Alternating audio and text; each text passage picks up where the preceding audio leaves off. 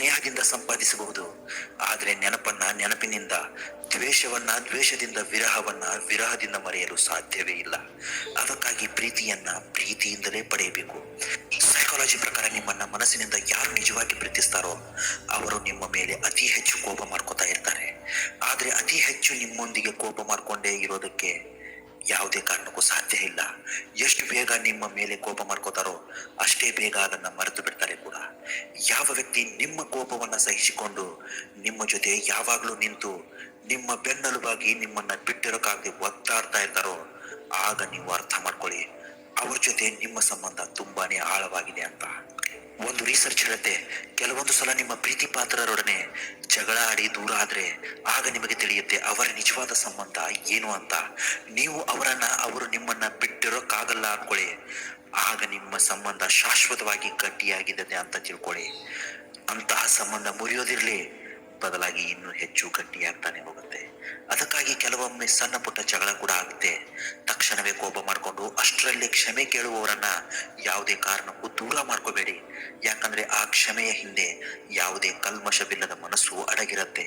ಆ ಕ್ಷಣದಲ್ಲಿ ಅವರು ಅನಿಸಿದ್ದು ಹೇಳ್ಬಿಡ್ತಾರೆ, ಅದು ತಪ್ಪು ಅಂತ ತಿಳಿದ ತಕ್ಷಣ ಪಶ್ಚಾತ್ತಾಪ ಪಡ್ತಾರೆ.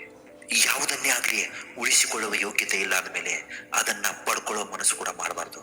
ಸೈಕಾಲಜಿ ಪ್ರಕಾರ ನಾವು ಯಾವ ವ್ಯಕ್ತಿಯ ಬಗ್ಗೆ ತುಂಬಾ ಯೋಚನೆ ಮಾಡ್ತೀವೋ ಅದೇ ಸಮಯದಲ್ಲಿ ಆ ವ್ಯಕ್ತಿ ಕೂಡ ನಿಮ್ಮ ಬಗ್ಗೆ ಅಷ್ಟೇ ಹೆಚ್ಚಾಗಿ ಯೋಚನೆ ಮಾಡ್ತಾ ಇರ್ತಾರೆ.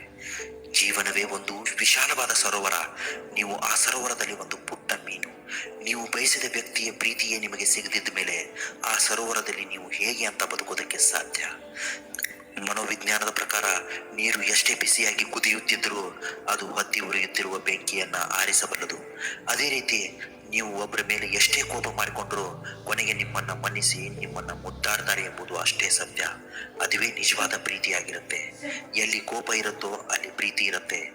ಎಲ್ಲಿ ಸಣ್ಣ ಸಣ್ಣ ವಿಷಯಕ್ಕೆ ಜಗಳ ಮಾಡ್ತಾರೋ ಅಲ್ಲಿ ನಿಜವಾದ ಕಾಳಜಿ ಇದ್ದೇ ಇರುತ್ತೆ. ಮನೋವಿಜ್ಞಾನದ ಪ್ರಕಾರ ಪ್ರೀತಿ ಮುಂಜಾನೆ ಪ್ರಾರಂಭವಾಗಿ ಮುಸ್ಸಂಜೆ ಕೊನೆಯಾಗುವುದಿಲ್ಲ. ಪ್ರೀತಿ ಬೇಡದಿರುವಾಗ ಪ್ರಾರಂಭವಾಗಿ ಬೇಕಾದಾಗ ಮುಕ್ತಾಯವಾಗುತ್ತೆ. ಸೈಕಾಲಜಿ ಪ್ರಕಾರ ಒಂದು ವೇಳೆ ನೀವು ಪ್ರೀತಿಯಲ್ಲಿ ಬಿದ್ದಿದ್ದೆ ಆದಲ್ಲಿ ನೀವು ಈ ಪ್ರಪಂಚದ ಅತ್ಯಂತ ಸಂತುಷ್ಟ ವ್ಯಕ್ತಿಯಲ್ಲೊಬ್ರು.